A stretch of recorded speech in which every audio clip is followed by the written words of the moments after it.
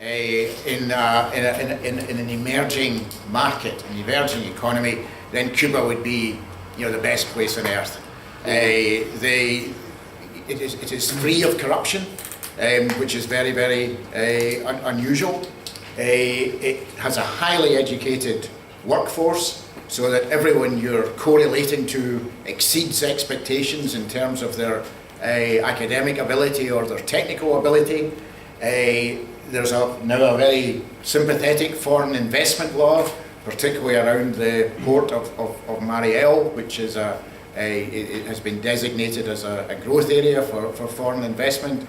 And also, Cuba is very well placed geographically to be a hub for the whole Caribbean region, and of course it's also sitting with great proximity to potentially a very close, very large market on its doorstep, from which it has been cut off for some time.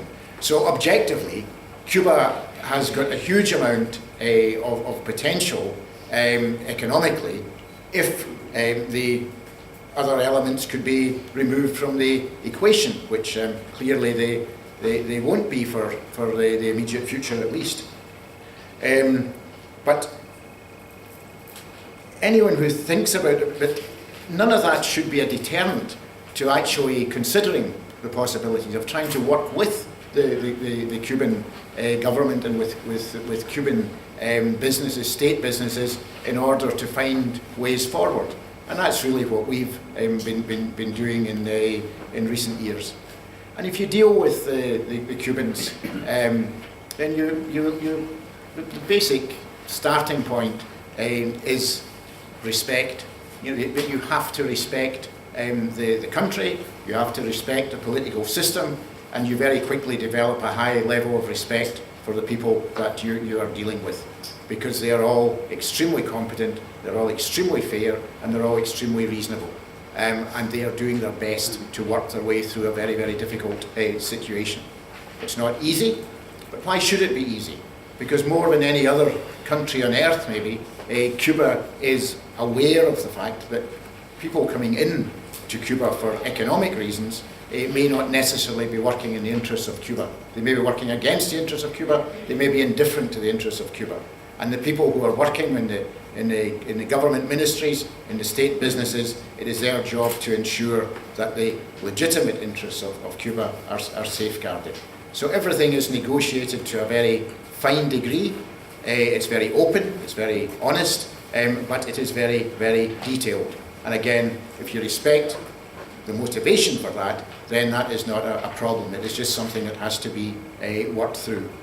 I'm sure that none of my Cuban friends would disagree that there is a level of bureaucracy which is sometimes challenging. There are many organizations, there are many ministries, and there are many levels of government in which any significant decision has to be cleared at. It all takes time. They go on holiday. It's not necessarily a smooth process, but it's a process which you can always see your way through, because you know you're dealing with people who are essentially wanting to reach the same goal as you are. And that has been our experience. And nobody should be deterred by it. Nobody's going to go in. And I've seen over the years, I've seen scores of companies go in and nothing much comes of it, because they don't start with that initial frame of mind. It very often starts as sort of trade tourism. Yeah, wouldn't it be great to do something in Cuba? But they're not sufficiently serious and they're not sufficiently respectful in order to negotiate the hurdles which exist. In terms of opportunities, the opportunities are almost literally limitless, because of the state of the Cuban economy and infrastructure. As I said in the hall earlier, that is not the fault of Cuba. I've no doubt that over the decades that the victim status of Cuba has been used as a cover by some people for some things that should have been done better, and it's been an excuse as well as a reason, but that too is inevitable. But the place where we are now is that everything in Cuba needs investment. and a great deal of that is going to have to be foreign investment. And of course it is to some degree happening. But our own experience is quite illustrative of that. When I started talking first about energy in Cuba, that the guy who was there, who is now the chief executive of Havana Energy, he had a background in emerging economies, and he was talking to the Cubans about a tourism development, which has moved forward since then. The tourism development led to talking about energy, and that's how this whole renewable energy thing started. So we then, remarkably, because it's the first joint venture with a foreign company in the energy sector ever, and it's with this tiny company, and a lot of that is based on personal kind of relationships and so on.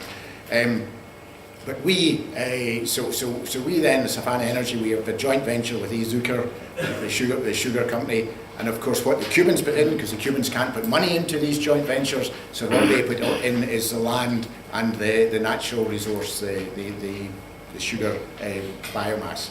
So then you're talking about land in Cuba, so what subject come up after 2 minutes of talking about land? Marabu. And marabu, some of you know, some of you won't know, but Cuba has this plague, whereas the sugar industry has receded and the agriculture has receded, that this thing which was introduced as a decorative plant from Africa 100 years ago is now anything but decorative, and about 1.5 million hectares of Cuba is covered with marabu. So it's just, it's as long as I've been going there, it's been spoken about as a plague. Anyway, we take away marabu, we bring it back here, we get some tests done, and hey presto, marabu is not necessarily a plague, just maybe it's an asset, because it's a very high quality biofuel. And so we now are harvesting marabu. You know, there's no shortage of it, so as many people want to harvest marabu, the better. So something that was a plague is potentially going to be an asset. So then you're clearing land. So what do you start talking about? You say, well, what do you do with the land that you're clearing? And we, in order to deal with marabu, we brought crop scientists from the Scottish agricultural institutes into the mix, and two of these guys are particular potato experts. Cuba used to export potatoes.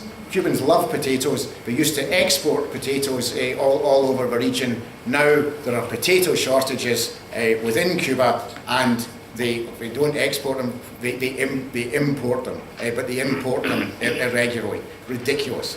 So we are now moving on to potato production in Cuba, and these guys who've worked internationally think Cuba is one of the best places in the world for growing potatoes. You grow potatoes, why don't you grow this, why don't you grow that, why don't you grow the next thing? Everything is possible. Everything is possible, everything is needed, and if the right conditions exist, then great things can be achieved in the coming years. It's a very, very exciting prospect. Nothing is without difficulty. Can't stand here just now and say that any bit of what I'm talking about will finally be delivered, because in every direction we face the difficulties I spoke about.